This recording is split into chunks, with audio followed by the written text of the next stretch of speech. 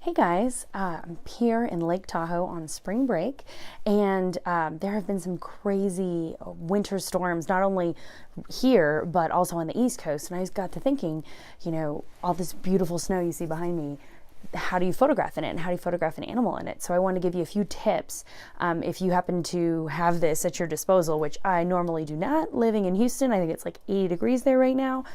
But I did have some doggy models with me up here, and I was able to take a few shots. So a few tips I want to give to you. It's going to be short because it's cold out here. And so first of all, when you go outside, like any other shoot, make sure you have a plan because it's going to be cold and you don't want to be kind of wandering around going, what am I going to do next? So make sure you have a plan. And if you can scout before, that's always a good idea anywhere you are, which is what I did when I took one of my little models out so she didn't get too cold. And if you're photographing in an actual snowstorm, which is absolutely beautiful, you just have to make sure that your focus is not picking up the snowflakes and not your subject. So you might want to use single point focus if that is the case. And then another thing, snow is white, obviously, so we want to make sure that it comes through as white in our images. So there's a few things that you can do. So if you meter in camera, your camera is going to meter for middle gray. So your snow may come out a little kind of grayish, not the color you want. So if that's the case, you can use your exposure compensation to make sure that that snow is white. Or another great thing to use is your gray target or your gray card. I use that with all of my shoots anyways, and I would highly recommend if you're photographing in snow to use that as well to make sure that your snow is actually white. And also snow that has been undisturbed and is completely white may look like there is zero detail in it. It may look completely blown out. But snow that has been undisturbed might not have that detail. So keep that in mind as well. Also, if it is overcast and you are photographing in a snowstorm, you might need a little extra light because it might be a little flat. So if it is flat, what you want to do is you can use your off-camera flash, which is what I did photographing out here. And I'll show you one of the final images at the end of this video.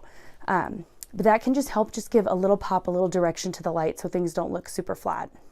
And another thing to consider is that in the cold, your batteries will die faster.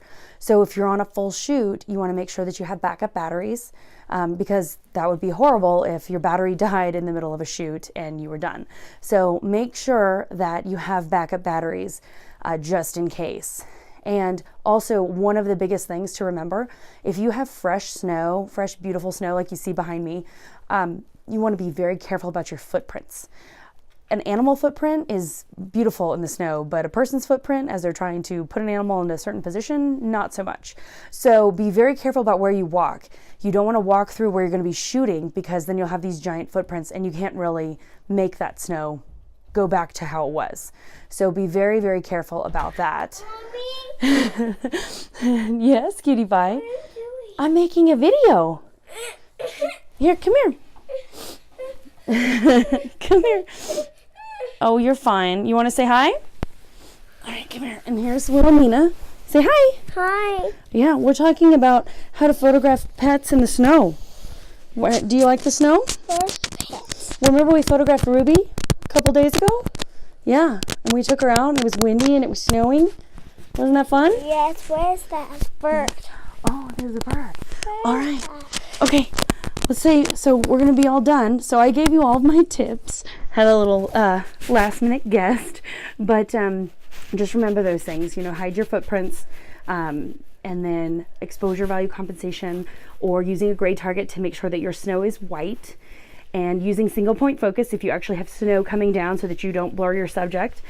And I'm sure there was another thing in there, but I got a little bit distracted. So I hope this has helped you. I hope you get some great snow photos. What are you doing? And okay, we're all done. Can you say bye-bye? Bye-bye. Say bye-bye. Say thanks for watching. Thank you for watching. What are you doing?